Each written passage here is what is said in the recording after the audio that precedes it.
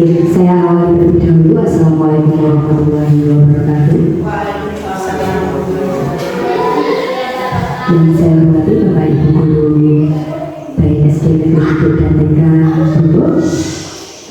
Pertama-tama marilah kita panjatkan puji dan syukur kehadirat Allah SWT yang telah melimpahkan berbagai kenikmatannya pada kita semua, sehingga pada kesempatan kali ini kita masih bisa dipertemukan dalam acara diseminasi terkait dengan budaya positif oleh Ibu Nina Pujiastuti. Perkenalkan, saya di sini sebagai pembawa acara akan menyampaikan susunan acara pada pagi hari ini. Yang pertama pembukaan, yang kedua pemaparan materi, yang ketiga sesi diskusi, yang keempat lain-lain, dan yang kelima penutup. Untuk mengawali acara ini, marilah kita bersama-sama membaca basmalah. Semoga kedepannya nanti acara berjalan dengan lancar dan baik. Bismillah, dimulai. Terima kasih. Untuk selanjutnya acara terkait dengan pemaparan materi yang akan disampaikan oleh Ibu Nina Pujiastuti. Saya persilakan kepada beliau.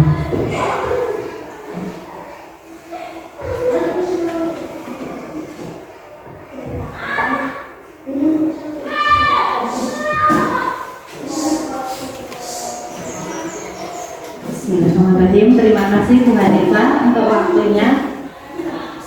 Assalamualaikum warahmatullahi wabarakatuh.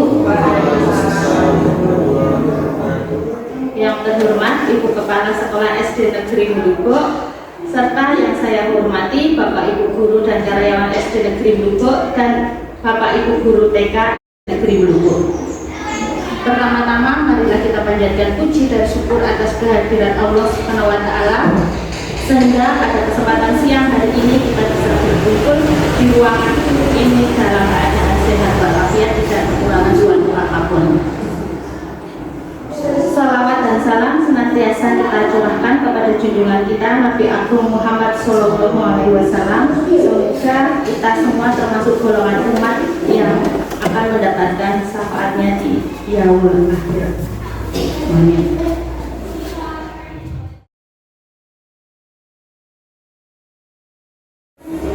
Bapak Ibu, terima kasih telah meluangkan waktu untuk menghadiri diseminasi budaya positif pada hari ini.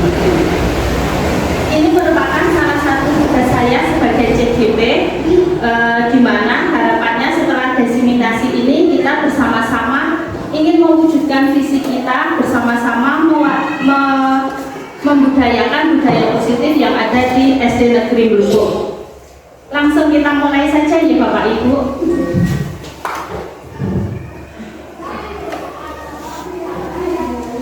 Nah, sebelum Bapak Ibu kita mulai, di sini ada beberapa pertanyaan dulu yang harus Bapak Ibu jawab. Jawaban silahkan Bapak Ibu nanti menjawab di kertas kinop ini, kemudian jawabannya cukup disimpan saja, tidak usah dikumpulkan.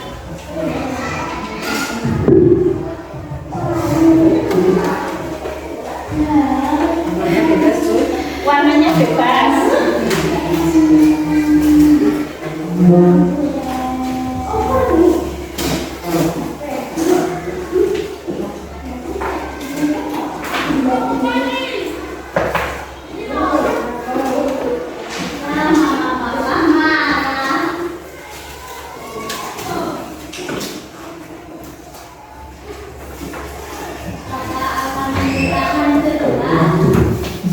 Pertanyaan yang pertama, pemberian hukuman dapat mendisiplinkan murid. Betul atau salah? Silakan Bapak Ibu tuliskan jawaban Bapak Ibu semua. Selanjutnya, pertanyaan yang kedua, pemberian hadiah meningkatkan prestasi murid. Betul atau salah? Tidak ada benar ya dan salah nih Bapak Ibu, semua jawaban silahkan Bapak Ibu tulis di kertas yang sudah saya berikan. Pertanyaan ketiga, guru harus mampu memberikan solusi untuk setiap murid yang bermasalah. Apakah benar guru harus mampu memberikan solusi dari masalah dan setiap murid? Pertanyaan yang terakhir, guru berperan sebagai teman bagi murid.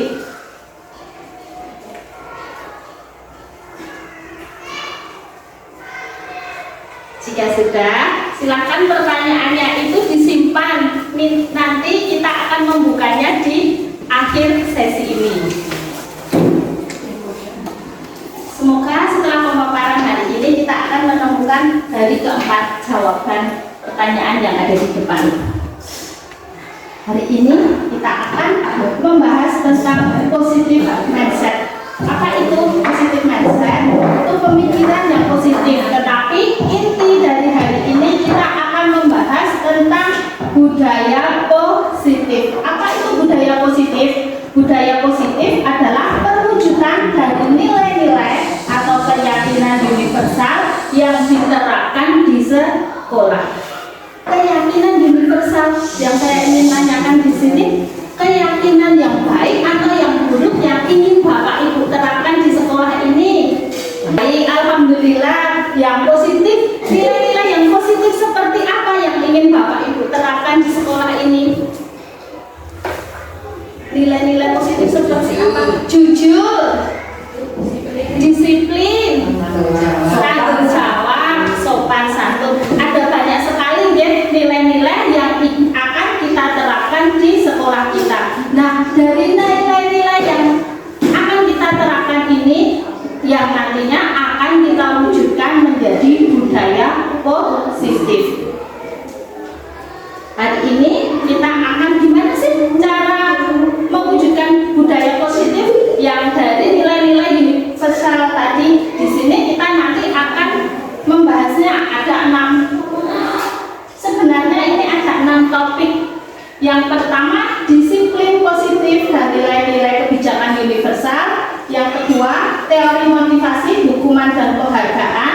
Yang ketiga, keyakinan kelas. Yang keempat, kebutuhan dasar manusia dan dunia berkualitas. Yang kelima, posisi kontrol. Dan yang keenam, restitusi. Dari keenamnya ini, adakah yang asing bagi Bapak Ibu guru? Ada yang mana? Yang nomor 6, restitusi. Apa itu restitusi? Nanti kita akan menemukan jawabannya ya, sambil berjalan. Sekarang topik yang pertama, disiplin positif dan nilai-nilai kebajikan universal. Nah, sebelum lanjut ke belakang, di sini ada permainan cobalah buka.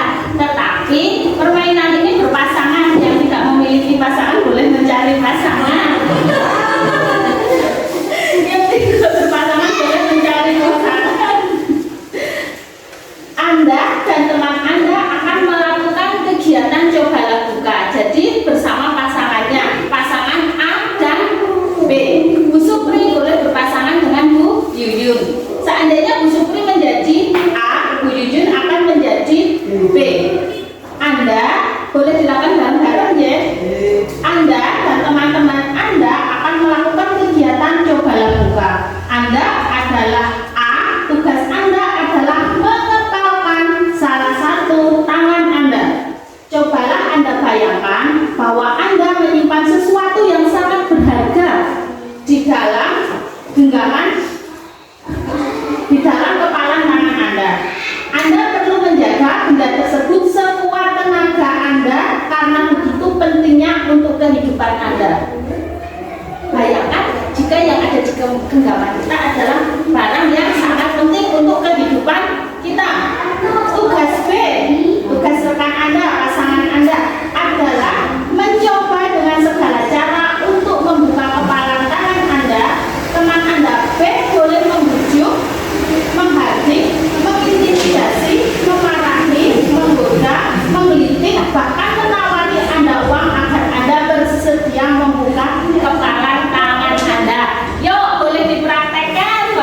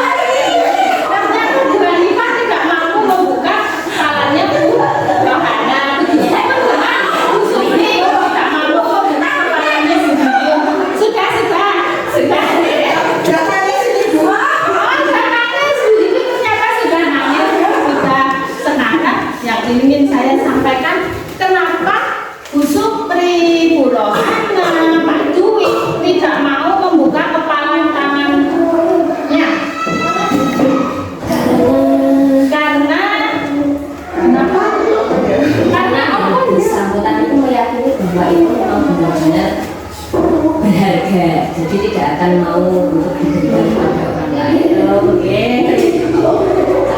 Oke, terima kasih Bu Hani. Tanya Bu Hani karena ada sesuatu yang sangat berharga sehingga tidak mau diberikan kepada orang lain. Nah, di sini yang saya sampaikan adalah berarti ini kenapa kita menggenggam? Mungkin nggak genggaman ini suatu saat kita buka? Mungkin pada saat seperti apa? Pada saat keyakinan melemah, kapan kita akan membukanya? Pada saat dia kuat. Pada saat yang satu lemah, yang satu kuat. Terus selain itu, pada saat apa? Pada saat Karena sudah dianggap sudah tidak berharga. Intinya berarti kita membuka tangan kita itu tergantung dari kontrol diri atau bujukan teman lain atau karena kita dikasih uang atau karena kita diiming-imingi sesuatu. Kita tidak membukanya pada saat kontrol diri kita pada saat berarti kita ingin membuka tangan kita itu pada saat yang mengontrol siapa? Orang lain atau diri kita? Diri kita. Nah, begitupun dengan budaya positif yang selama ini telah terjadi pergeseran paradigma teori kontrol. Selama ini kita beranggapan ilusi guru yang mengontrol murid. Padahal sejatinya murid itu mengontrol dirinya sendiri seperti halnya pada saat kita melakukan kepalan tangan. Kita tidak akan membuka kepalan tangan kita kalau diri kita tidak menginginkan untuk dibuka. Terus yang kedua, ilusi bahwa semua kekuatan positif, efektif dan bermanfaat. Ilusi bahwa kritik dan membuat orang merasa bersalah dapat menguatkan karakter. Yang terakhir, ilusi bahwa orang dewasa memiliki hak untuk memaksa. Semua itu adalah paradigma teori kontrol. Nah, ini pergeseran paradigma teori kontrol. Bagaimana seorang bisa merubah dari paradigma stimulus respon kepada pendekatan teori kontrol? Sudah banyak sekali ya, cuma akan saya bacakan beberapa saja. Realitas kebutuhan kita sama, padahal dalam teori kontrol apa? Realitas kebutuhan kita berbeda. Semua orang melihat hal yang sama, padahal dalam teori kontrol tentang dunia setiap orang memiliki gambaran berbeda. Selanjutnya kita mencoba mengubah orang agar berpandangan sama dengan kita, padahal kita berusaha memahami pandangan orang lebih tentang dunia. Sekarang disiplin positif. Apa sih disiplin positif? Disiplin positif merupakan salah satu cara penerapan disiplin yang bertujuan untuk menumbuhkan kesadaran serta memberdayakan anak untuk melakukan suatu tanpa sogokan, ancaman maupun hukuman. Jadi kita ingin menerapkan budaya disiplin di sekolah ini karena anak itu muncul dari dalam diri sendiri, bukan karena adanya sogokan, ancaman maupun hukuman. Nilai-nilai kebajikan universal. Nilai-nilai kebajikan adalah nilai positif manusia yang merupakan tujuan mulia yang ingin dicapai setiap individu. Nilai-nilai tersebut bersifat universal dan lintas bahasa, suku, bangsa, agama maupun latar belakang. Ini tadi yang sudah disebutkan oleh Bu Hana, nilai-nilai universal ada tanggung jawab, jujur, disiplin. Kemudian setiap perilaku atau perbuatan memiliki suatu tujuan. Ini menurut Dr. William Fraser. Terus selanjutnya dengan mengaitkan nilai-nilai kebajikan yang diyakini seseorang, maka motivasi intrisinya akan terbangun sehingga menggerakkan motivasi dalam diri untuk mencapai tujuan yang mulia. Ini seperti yang kita harapkan. Jadi anak-anak menerapkan disiplin, jujur, tanggung jawab itu muncul dari dalam dirinya sendiri, bukan karena takut nanti kalau aku tidak melaksanakan PR, kalau aku tidak mengerjakan PR akan mendapat hukuman. Tidak seperti itu ya. Nah, ini nilai-nilai kebajikan yang ingin dicapai oleh setiap anak Indonesia. Kita kenal dengan profil pelajar Pancasila. Ada 6. Yang pertama ada 6 dimensi. Yang pertama, beriman, bertakwa kepada Tuhan Yang Maha Esa dan berakhlak mulia. Yang kedua, berkebinekaan global. Yang ketiga, bergotong royong. Yang keempat, kreatif. Yang kelima, bernalar kritis. Dan yang keenam, mandiri. Ini seperti yang sudah sering kita nyanyikan di setiap pagi. Kita memasuki topik yang kedua ya. Teori motivasi, hukuman, dan penghargaan. Merdeka, seperti kurikulum kita sekarang kurikulum merdeka. Merdeka menurut Ki Hajar Dewantara, merdeka itu artinya tidak hanya terlepas dari perintah, akan tetapi juga cakap kuat memerintah dirinya sendiri. Pemerintah, kalau aku itu harus disiplin, itu kesadaran yang tumbuh dalam dirinya sendiri. Memerintah dirinya kalau untuk jujur, karena itu kesadaran dari dalam diri. Di sini ada hukuman, konsekuensi, restitusi. Kalau hukuman itu semua yang menyakitkan harus terjadi, sedangkan konsekuensi sesuatu harus terjadi. Kalau restitusi merupakan pilihan. Ada juga yang selanjutnya, hukuman itu membuat tidak nyaman untuk murid dalam waktu jangka panjang. Pasti anak akan teringat merasa tidak nyaman kalau pernah dihukum. Kalau konsekuensi, murid tidak nyaman untuk jangka waktu pendek. Sedangkan restitusi menguatkan murid dalam jangka waktu panjang. Yang mana ini kira-kira yang akan kita terapkan di SD Blubuk, hukuman, konsekuensi, atau restitusi ini? Restitusi. Oke, lanjut ya. Nanti bisa dibaca. Ya, nanti akan saya share filenya. Ini berdasarkan bagian di atas adalah penjelasan tentang hukuman, konsekuensi, dan restitusi. Hukuman tidak terencana, bersifat satu arah, bisa berupa hukuman fisik, psikis, atau kata-kata kasar, hukuman verbal. Sedangkan konsekuensi bersifat terencana, sudah disepakati, bentuk-bentuk konsekuensi dibuat oleh pihak guru atau pihak sekolah.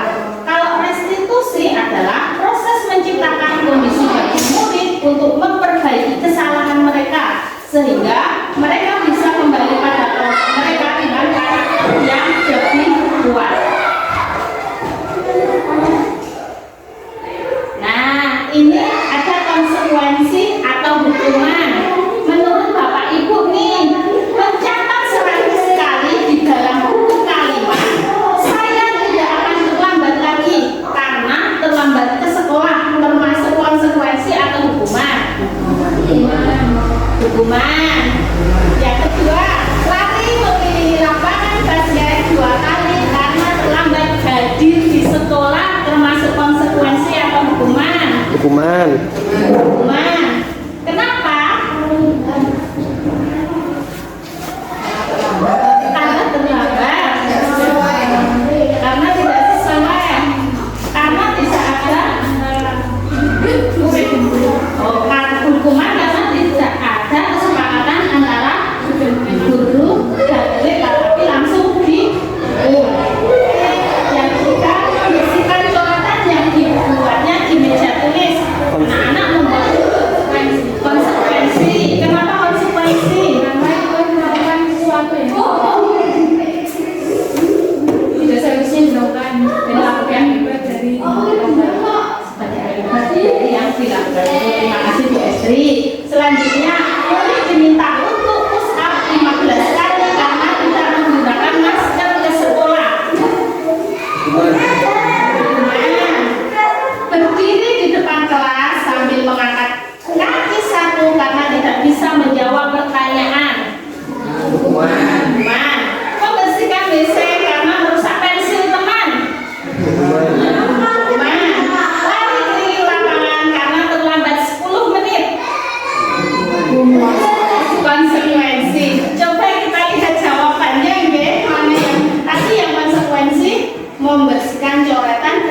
keliling lapangan. Betul atau salah? Oke.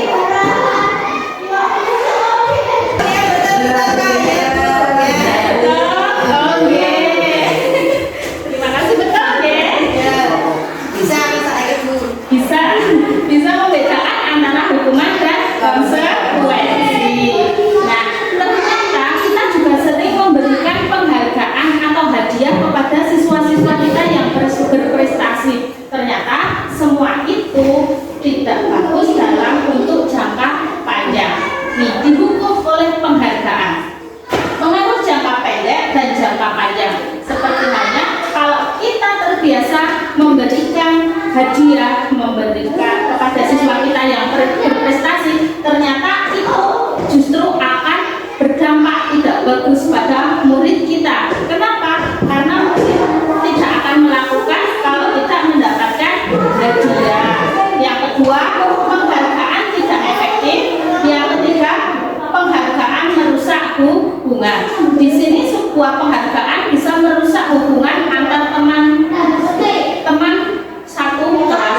Biasa yang dapat hadiah cuma si A, akhirnya si B juga akan merasa iri, merasa tidak suka. Itu akhirnya penghargaan merusak hubungan.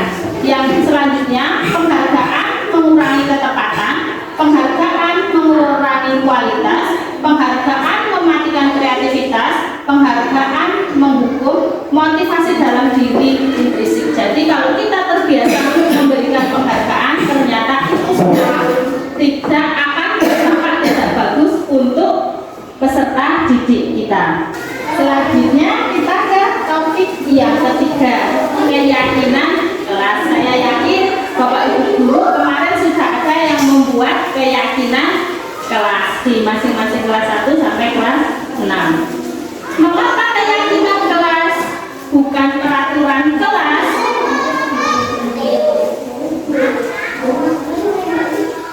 Kenapa kira-kira kenapa keyakinan kelas bukan peraturan kelas? Seperti dicatatkan di sini ya. Mengapa kita memiliki peraturan tentang penggunaan helm pada saat mengendarai kendaraan roda 2 atau motor? Yang kedua, mengapa kita memiliki peraturan tentang penggunaan masker dan mencuci tangan setiap saat?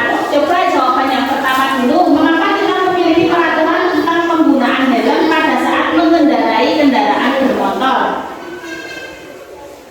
Biar tidak ditilang polisi. Buat keselamatan. Terus yang kedua, mengapa kita memiliki peraturan tentang penggunaan masker dan mencuci tangan setiap saat, terutama pada saat pandemi kemarin?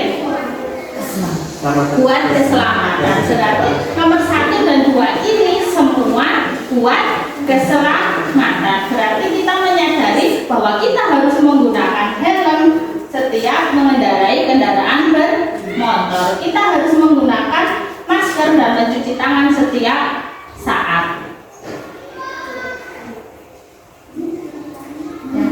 Selanjutnya, keyakinan kelas dibuat berdasarkan kesepakatan antara guru dan siswa bersifat universal. Yang kedua, peraturan biasanya dibuat oleh guru bersifat satu arah. Seperti yang tadi, penggunaan helm pada awalnya mungkin semua karena dibuat oleh satu arah oleh pemerintah, kita diwajibkan menggunakan helm. Ternyata sekarang di masyarakat kita sudah tahu kalau semua itu ternyata buat keselamatan.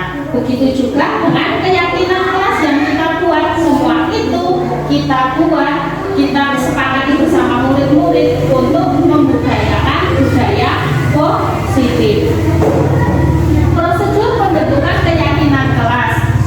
Pertama, mempersilahkan warga sekolah atau siswa untuk mencurahkan ide tentang peraturan yang telah disepakati. Yang kedua, mencatat semua masukan, ganti kalimat negatif menjadi positif.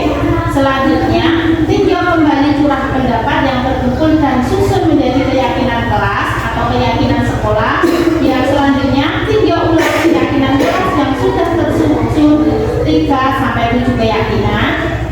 Selanjutnya, meninjau dan menyetujui dengan menandatanganinya. Dan yang terakhir, keyakinan kelas ditempel di dinding kelas. Ini tujuannya agar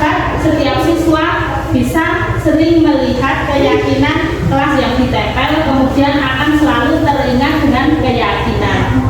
Mungkin jika kemarin Bapak Ibu guru sudah membentuk keyakinan kelas, tetapi belum menempel di kelas, atau anak-anak belum menandatangani, Bapak Ibu guru dan anak-anak belum menandatangani, ini bisa dilakukan. Ini penerapan keyakinan kelas di kelas 4 yang kemarin sudah saya buat. Yang pertama, mempersilahkan murid untuk mencurahkan ide tentang peraturan yang disepakati. Kemudian anak-anak menempelkan, maju di depan, menempelkan ide tersebut. Jika sudah, guru mencatat semua masukan, ganti kalimat negatif menjadi kalimat positif. Selanjutnya, tinjau kembali curah pendapat yang terkumpul dan susun menjadi keyakinan kelas. Kalau sudah, anak-anak menyepakati bertanda tangan di keyakinan kelas tersebut, kemudian keyakinan kelas yang ditempel itu ditempel di dinding kelas 4. Jadi semua anak bisa melihatnya. Kita juga bisa meninjau keyakinan kelas ini jika diperlukan, tidak usah menunggu di tahun ajaran baru atau semester baru. Topik yang keempat, lanjut ke topik yang keempat ya, kebutuhan manusia dan dunia berkualitas. Kebutuhan dasar manusia itu ada 5. Yang pertama bertahan hidup, yang kedua kasih sayang dan rasa diterima, yang ketiga penguasaan, yang keempat kebebasan, dan kelima kesenangan. Menurut Bapak Ibu, kebutuhan manusia ini hanya untuk orang-orang dewasa atau anak-anak juga membutuhkan kebutuhan dasar tersebut. Anak-anak dan orang dewasa semua sama-sama membutuhkan kebutuhan dasar manusia.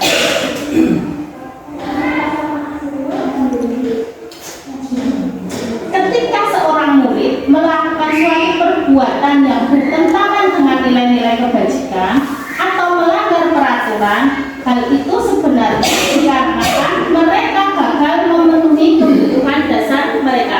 Jadi kalau ada murid kita yang melanggar peraturan, melakukan sebuah kesalahan, itu karena mereka gagal memenuhi kebutuhan dasar mereka. Misalnya ada anak yang lari-lari, itu sebenarnya mereka gagal memenuhi kebutuhan dasar mereka. Aku suka bermain kejar-kejaran dengan bu guru, seru.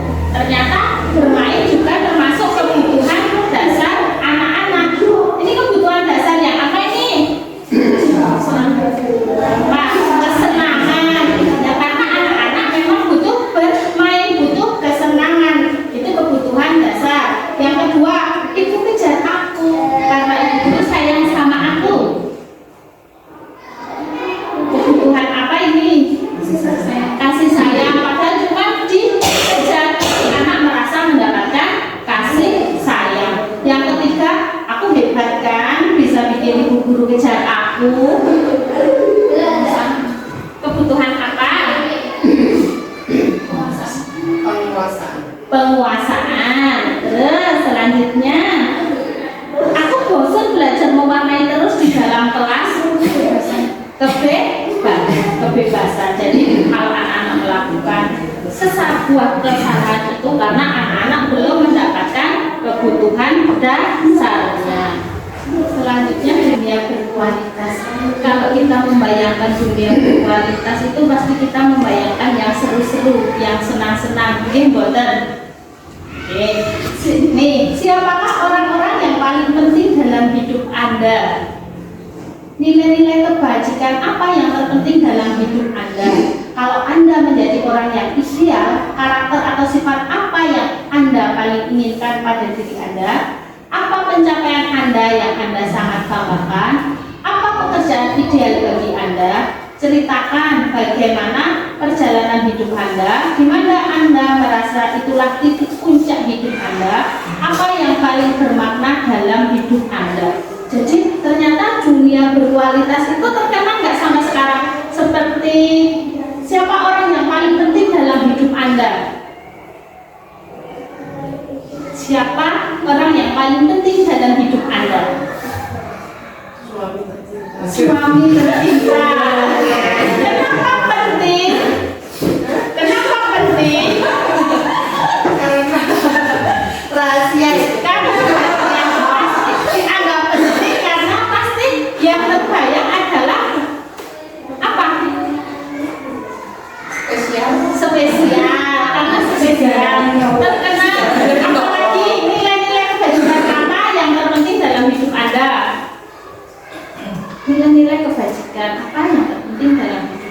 Manut mulut. Manut lurus. Kawinnya manut. Nah, seperti burung anak tercipta kenangan-kenangan yang penting. Begitu juga dengan kita akan menciptakan anak-anak kita, generasi kita dengan dunia yang berkualitas. Kalau kita menciptakan itu juga akan terkenang sampai anak dewasa kelak. Yang kelima, sudah ke topik kelima, Jess. 5 posisi kontrol.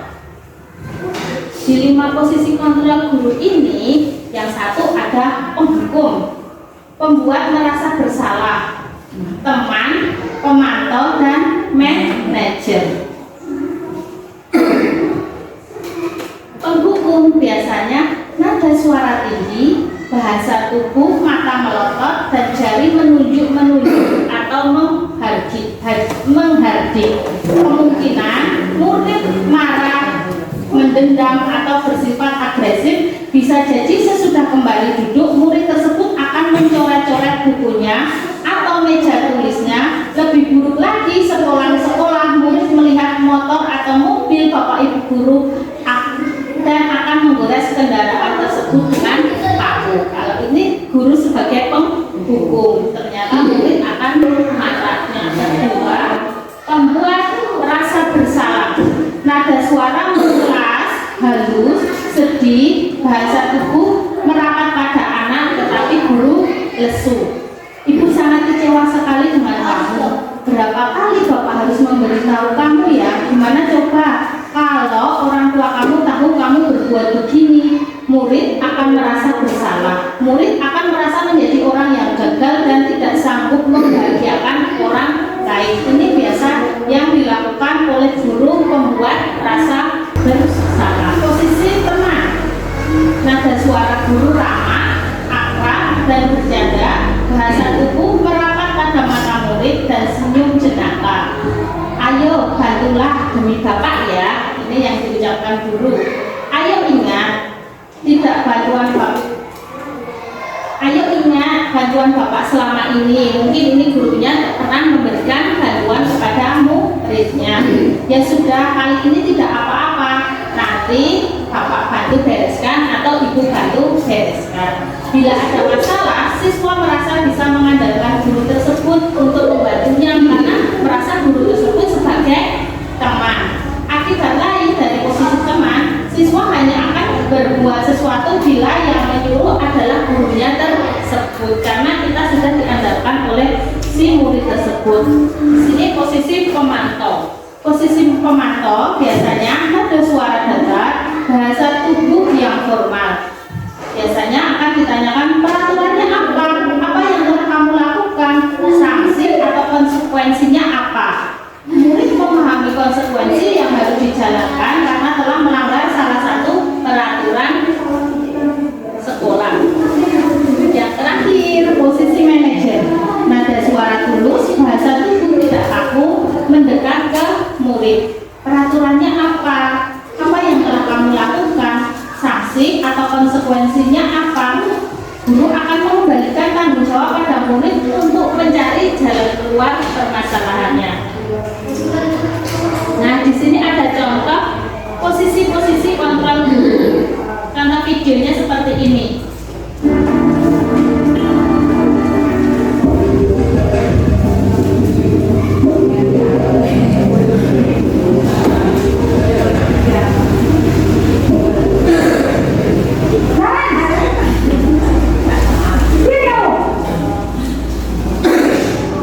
Selamat pagi, Bu. Selalu terlambat. Kamu deh, pasti terlambat. Maaf, Bu. Saya Apa? Apa coba? Alasan kamu apa lagi? Kapan sih kamu tidak terlambat? Malas sekali ya kamu jadi anak. saya Dasar pemalas. Gak kapok-kapok sih kamu. Sudah berapa kali terlambat? Sana, kamu keliling lapangan basket 2 kali. kenapa saya harus ke lapangan basket, Bu? Kenapa? Kamu seorang ibu. Berani-beraninya jawab. Sudah terlambat, masih berani jawab pula. Sekarang, keliling Cepat. Pergi sama lapangan basket.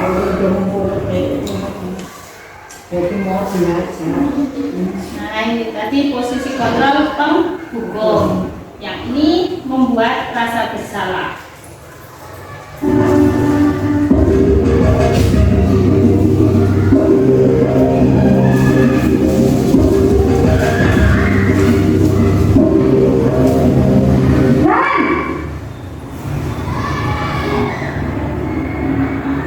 Selamat pagi, Bu. Naren, kamu kenapa terlambat lagi, nak? Ya Tuhan, Naren, kamu senang ya bikin ibu susah ya? Kalau kamu terlambat lagi, nanti ibu yang ditegur bapak kepala sekolah, nak. Disangka ibu tidak bisa membina kamu. Duh, gimana ini? Maaf, Bu. Duh, Gusti Naren, kamu suka ya kalau ibu ditegur bapak kepala sekolah? Terus, sekarang ibu harus tulis apa di buku absen? Ini kamu sudah sering terlambat loh. Ibu harus apa coba? Maaf, Bu. Maaf sekali. Ya sudah, lain kali jangan bikin ibu susah lagi ya nak ya. Ibu tidak akan kuat lagi loh kalau begini terus. Bisa jantungan kalau ibu ditegur bapak kepala sekolah. Sana cepat kelas. Maaf ya, Bu. Maaf sekali. Video selanjutnya, posisi sebagai teman.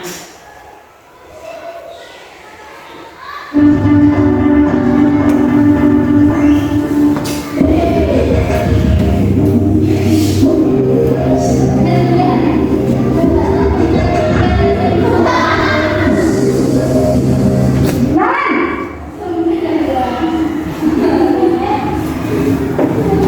Selamat pagi, Bu. Wah, sudah jam berapa ini nak? Terlambat lagi ya saya. Iya, Bu. Habis ibu saya lupa membangunkan saya, Bu. Kamu malah menyalahkan ibu kamu. Kamu bukan anak yang paling kencang. Kok terlambat sih? Iya, Bu. Saya memang terlambat bangun tadi. Jadi biarpun saya lari kencang, tetap nggak kekejar, Bu. Ya sudah sana. Nanti lain kali larinya lebih kencang lagi ya. Biar gak terlambat lagi.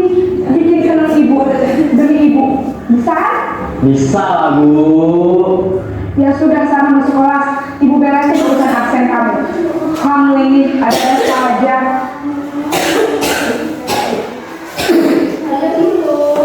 Video selanjutnya yang guru sebagai pemantau.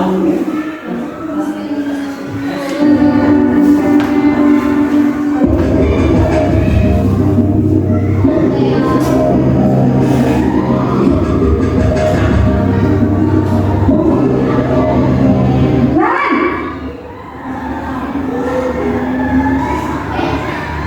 Selamat pagi, Bu. Naren, apa peraturan sekolah kita tentang jam berapa kita harus masuk sekolah, nak? Kita harus di sekolah jam 7, Bu. Iya betul, sekarang sudah jam 7.20. Naren sudah tahu konsekuensinya jika terlambat hadir. Paham, Bu. Saya harus tinggal kelas pas jam istirahat selama 20 menit. Iya benar, konsekuensinya demikian. Jadi nanti jam 9.30 pas istirahat, kamu harus tinggal di kelas, kerjakan tugas tambahan untuk ketertinggalan kamu, ya? Baik, Bu.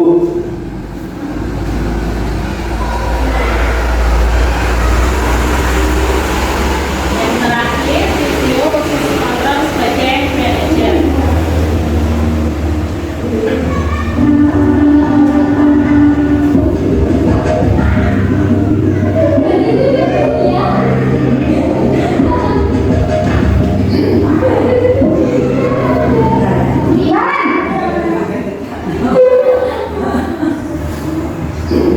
Selamat pagi, Bu.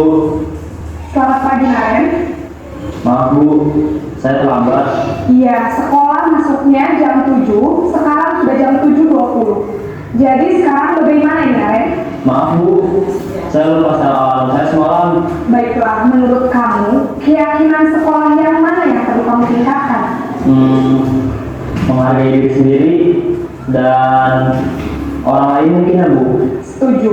Jadi, apakah Naren meyakini prinsip saling menghormati tersebut? Iya Bu, saya meyakininya. Apakah Naren bersedia memperbaiki masalah keterlambatan ini?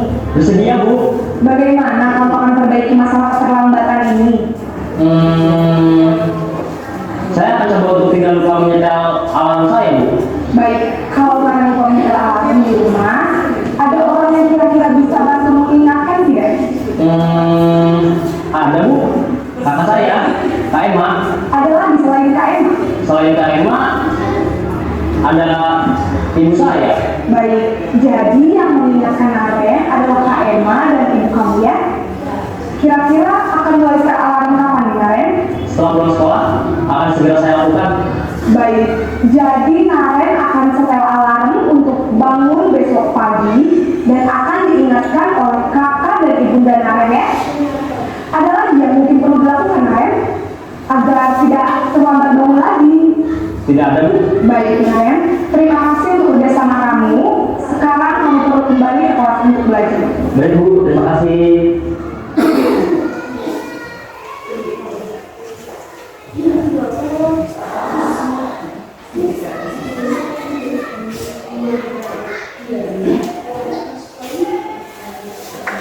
Nah, itu tadi video dari kelima posisi kontrol guru. Menurut Bapak Ibu, posisi kontrol yang mana yang ideal kita terapkan? Yang manajer, oke. Sebenarnya mungkin kita sudah menerapkan posisi kontrol tersebut, tapi mungkin ada yang sudah diterapkan sepenuhnya atau baru sebagian yang sudah kita terapkan. Posisi kontrol ini yang akan kita lanjutkan ke restitusi. Nah, posisi manajer ada apa aja sih dalam posisi kontrol manajer tadi? Jawabannya ada di restitusi. Seperti tadi Bu Sutri sudah sempat merasa asing dengan segitiga restitusi. Sebenarnya kita sudah menerapkannya, cuma mungkin belum tahu apa itu namanya. Apa itu restitusi? Nah, apa itu restitusi? Restitusi adalah proses menciptakan kondisi murid untuk memperbaiki kesalahan mereka sehingga mereka bisa kembali pada kelompok mereka dengan karakter yang lebih kuat. Restitusi juga merupakan proses kolaboratif yang mengajarkan murid untuk mencari solusi untuk masalah mereka dan membantu murid berpikir tentang orang seperti apa yang mereka ingin menjadi atau tujuan mulia dan bagaimana mereka harus memperlakukan orang lain. Seperti tadi pada video Naren yang bagian posisi kontrol manager. Di situ Naren kembali ke kelompok mereka dengan karakter yang lebih kuat karena guru menerapkan posisi kontrol sebagai manager. 9 ciri-ciri restitusi. 1. Bukan untuk menebus kesalahan, namun untuk belajar dari kesalahan. Yang kedua, memperbaiki hubungan. Yang ketiga, tawaran bukan paksaan. Yang keempat, restitusi menuntut untuk melihat ke dalam diri. Yang kelima, restitusi mencari kebutuhan dasar yang mendasari tindakan.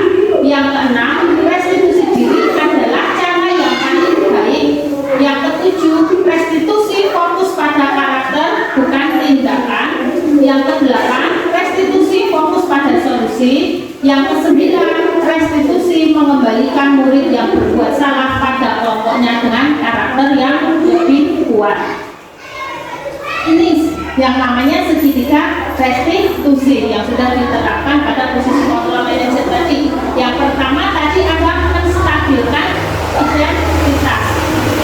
Biasanya guru mengucapkan setiap orang pasti pernah melakukan kesalahan.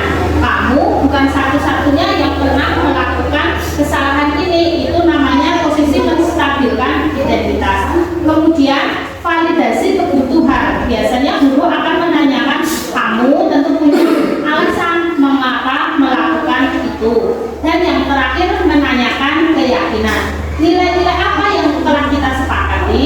Kamu ingin menjadi orang seperti apa? Seperti yang ada dalam video Naren yang terakhir tadi. Tadi juga ada yang menanyakan keyakinan kelas. Naren dibimbing untuk mencari diskusi, mencari pemecahan masalahnya sendiri.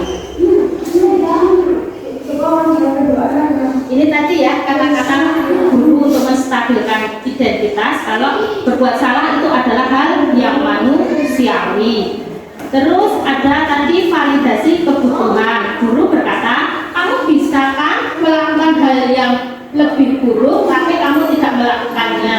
Ini memfasilitasi kebutuhan. Kamu pasti punya alasan mengapa kamu melakukannya. Tanyakan alasan murid kenapa melakukan sebuah kesalahan.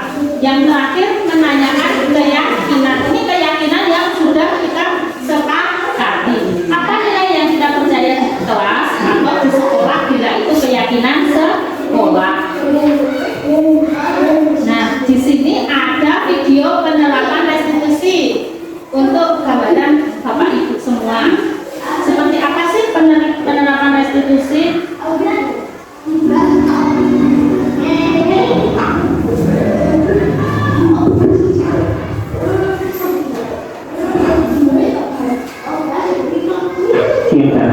Siapa?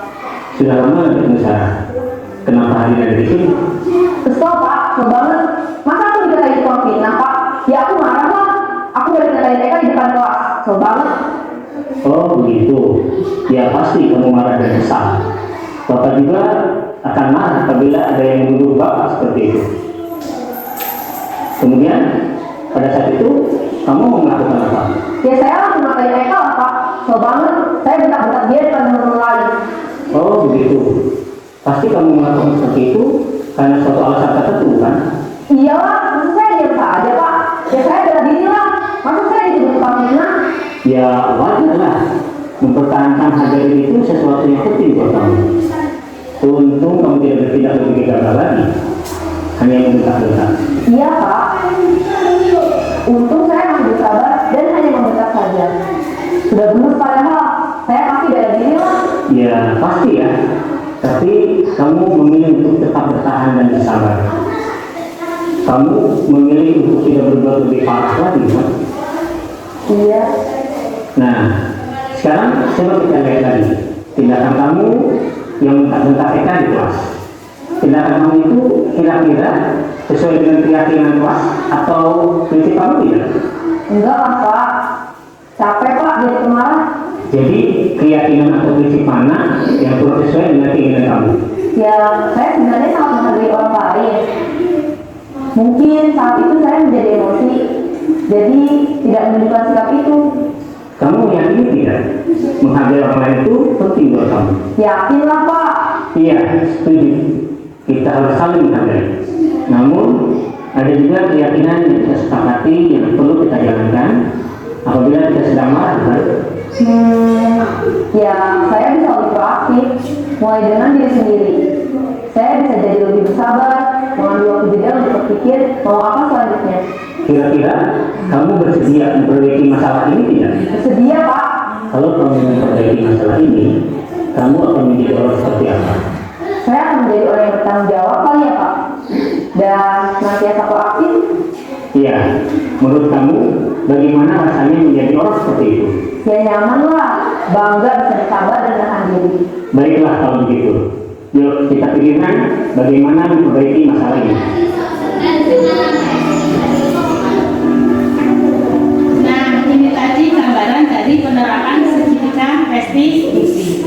Jadi dalam penerapan segitiga restitusi ada 3 tahapan. Jadi murid yang menyelesaikan mencari permasalahan sendiri dan mencari solusinya, bukan lagi guru yang mencari solusi buat murid. Semoga kita bisa menerapkan restitusi ini ya Bapak Ibu. Selanjutnya sudah terima kasih. Alhamdulillah. Selanjutnya sudah terima kasih.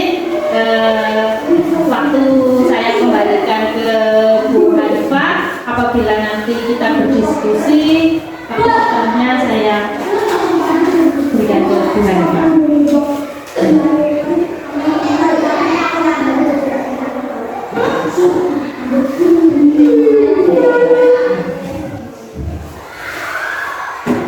Ya, baik.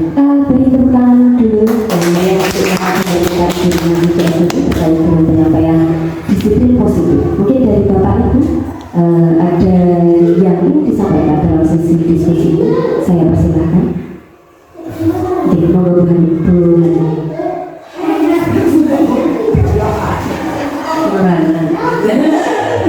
Terima kasih atas waktu yang diberikan kepada saya. Sebenarnya terima kasih kepada kami sampaikan kepada Ibu Iman Astuti yang telah menyampaikan paparannya mengenai disiplin positif, dan itu adalah impian kita bersama di sekolah kita, bagaimana bisa menciptakan budaya positif, lingkungan yang positif, baik itu bagi kita sebagai guru maupun seluruh siswa gitu. Penguatan saja ya mungkin ya, bahwa yang paling penting itu bukan perkara ada masalah kemudian kita fokus untuk menyelesaikan masalah melalui segitiga diskusi. Kalaupun ada masalah, baiknya diselesaikan seperti segitiga diskusi. Tetapi semoga kita fokusnya tidak di situ, karena harapannya tidak pernah ada masalah di sekolah kita, sehingga harapannya penguatan restitusi yang kita lakukan di sekolah, penanaman budaya positif, menerapkan keyakinan kelas, membuat keyakinan kelas di kelas ataupun di tempat yang lainnya gitu, sehingga sebelum ada masalah itu kita sudah tercipta budaya positif, sehingga semoga saja segitiga restitusinya itu tidak usah diterapkan karena tidak ada masalah gitu. Tapi ya bisa memang kepepet ada masalah, semoga kita, termasuk saya sendiri juga bisa mengontrol diri tadi ya, dengan ada posisi kontrol tadi, tidak menjadi selalu menghukum atau membuat rasa bersalah, tapi kita bisa secara bijak melaksanakan posisi kontrol tadi, khususnya di manajer, karena muaranya di restitusi lagi gitu. Semoga kita sebagai Bapak Ibu juga bisa lebih mengontrol diri, termasuk saya sendiri, karena tercerahkan dengan ini Bu ya, karena gimana ya kalau melihat anak didik melakukan sebuah kesalahan atau yang kurang pas, itu kan gizi untuk kemudian langsung menegur, langsung memberikan warning atau bahkan hukuman. Sehingga dengan seperti ini kita bisa lebih bijak gitu. Begitu saja Bu Hani. Assalamualaikum warahmatullahi wabarakatuh. Waalaikumsalam warahmatullahi wabarakatuh. Terima kasih kepada Bu Hani yang telah menyampaikan jawabannya. Mungkin dari Bapak Ibu yang lain ingin menambahkan. Terima kasih Bu Hani, Bu Rina Puji Astuti sebagai narasumber sangat elok dan sangat luar biasa dari apa yang menjadi institusi yang nanti bisa kita terapkan sebagai guru. Cuman saya ingin memberikan istilahnya sesuatu testimoni mulia, di mana bahwa memang seorang guru atau pengajar, kata Mbah Maimun itu, jangan kalau itu mengajar itu karena anak itu pintar, tetapi mengajarkan dengan ikhlas. Kenapa? Ketika kamu menginginkan anakmu itu harus pintar, kamu tidak akan menjadi seorang guru, karena dia akan ketika menemukan anaknya tidak pintar, dia akan selalu marah-marah, selalu minta, dan selalu merasa tidak puas. Nah seperti itu kata Mama. Maka itu sebenarnya kita bisa untuk saya sendiri pribadi bahwa berusaha untuk jadi guru itu hanya bermodal ikhlas, itu saja. Nanti anak itu mau jadi pintar, mau jadi orang yang istilahnya sukses dan semua, yang penting kita ikhlas. Kita tidak bisa memastikan anak itu menjadi seorang yang benar-benar pintar. Seperti itu. Begitu pula nanti semoga dengan harapan kita ikhlas, anak juga begitu. Saya belajar dengan ikhlas, sehingga saya nanti hasilnya seperti apa kalau aku dewasa, saya tidak tahu. Tapi saya belajar dan belajar sepanjang. Itu saja Bu, dan bangga ini juga selaras dengan restitusi yang diharapkan tersebut. Jadi itu yang bisa saya berikan. Terima kasih. Terima kasih kepada Bu Yenti yang telah memberikan penguatan. Mungkin ada Bapak Ibu guru yang lain yang ingin menambahkan. Baik, kalau tidak saya tutup sesi diskusi pada pagi hari ini. Untuk acara berikutnya yaitu adalah Bapak Ibu. Monggo bagi Bapak Ibu semua untuk menutup pada acara hari ini dengan membaca Alhamdulillah. Alhamdulillah.